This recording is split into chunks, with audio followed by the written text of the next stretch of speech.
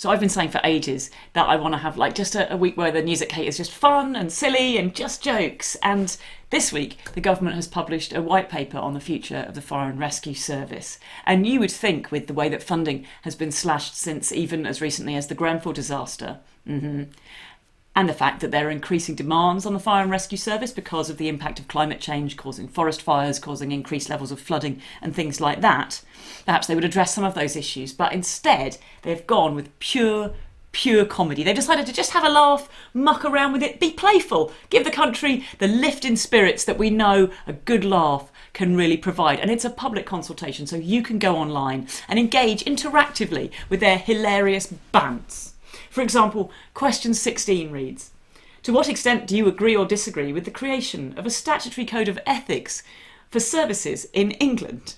This is the corrupt, lying, law-breaking, partying during a pandemic, watching pornography while supposed to be at work, getting sent home from work because they've been accused of rape, also domestic violence, sexual assault, all kinds of other crimes that they've been accused of, not knowing how many kids they've got, bunging money in the billions to their mates during the pandemic, not getting the receipts for it, being persistently in the pockets of the lobbyists and the corporate pushers, ripping money away from the poorest at their time of greatest need while they themselves sit on lists of the richest people in the country, sending vulnerable, innocent refugees off to places like Rwanda without any real care or whatever for their safety. That is those people asking people who willingly run into burning buildings to save lives to sign a code of ethics. I could not write this stuff, because it just seemed too ridiculous. And they're not only asking or suggesting a code of ethics for the fire service, they're suggesting that this code of ethics should begin with people joining the fire service being asked to swear an oath.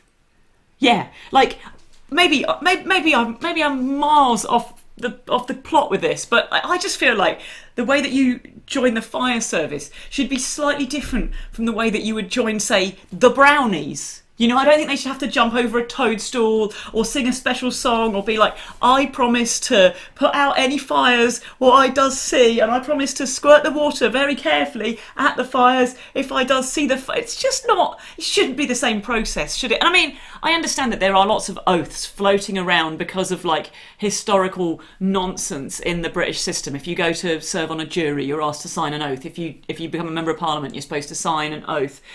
Doctors are supposed to sign an oath. But I think that's a sort of outdated way of dealing with things, isn't it? I'm pretty sure even back in the days of the Round Table, Lancelot was like, listen, Arthur, mate, I know you mean well, but you are aware that once people have signed oaths or sworn oaths, they don't necessarily have to stick with them. A lot of people don't. It doesn't really hold as much weight as you might think. And if we needed proof that people will say they'll do one thing and then do something completely different, let's just look at Boris Johnson. We get it, yeah.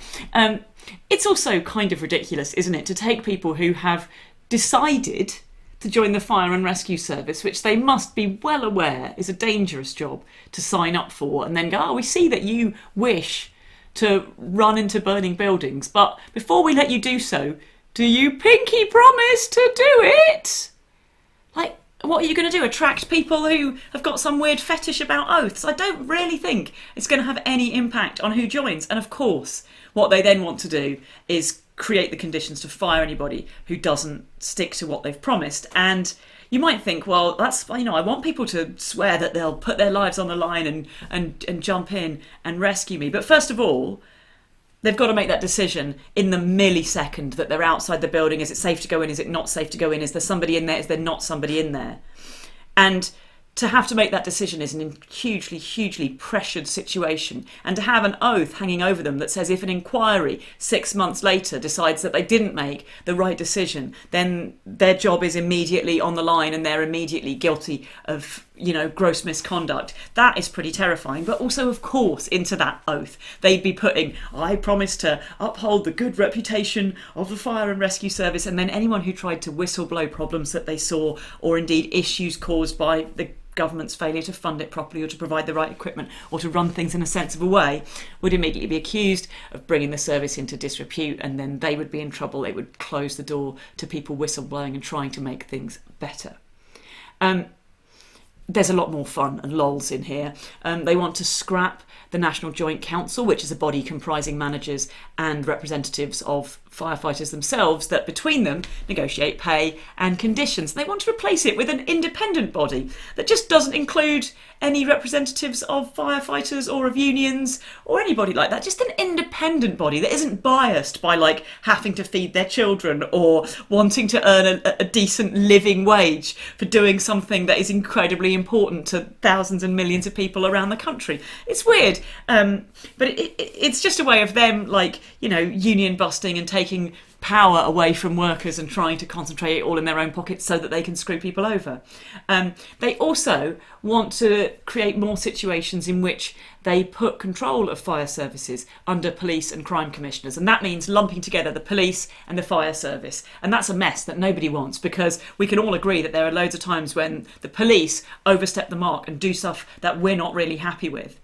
Whereas I've never heard anybody go, I don't want the fire service coming round here, I don't care if my house is on fire, they've really gone too far this time. It's a wholly different thing. What the fire service does, not that they never have internal problems that could be resolved, but the purpose of what the fire service does, we can all agree is good and important and vital, and we can all agree that therefore it should be funded fully so it can be done as well as it possibly can.